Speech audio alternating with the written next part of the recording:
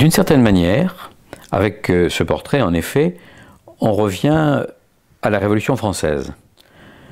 Ce qui ne veut pas dire que pendant des années, on n'ait pas travaillé sur ce sujet, mais il est aisé de constater que pendant presque 20 ans, l'actualité éditoriale n'a pas porté sur la Révolution française. La commémoration de 1989 avait tari, d'une certaine manière, l'édition sur cet événement.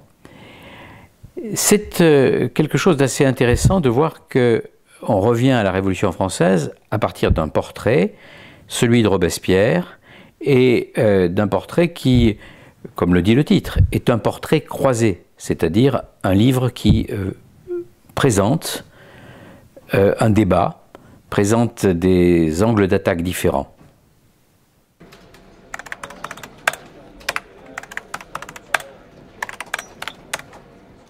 Robespierre est un des révolutionnaires les plus importants, évidemment. C'est une des figures qui marque la Révolution française. C'est également une des figures qui fait le plus débat.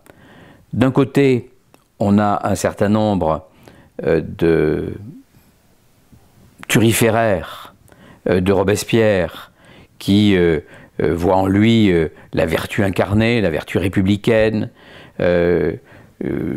l'incorruptible. Et puis d'autres qui, au contraire, voient en Robespierre un personnage noir, un personnage qui préfigure à bien des égards, par la terreur et par ses théories, ce que seront les totalitarismes du XXe siècle.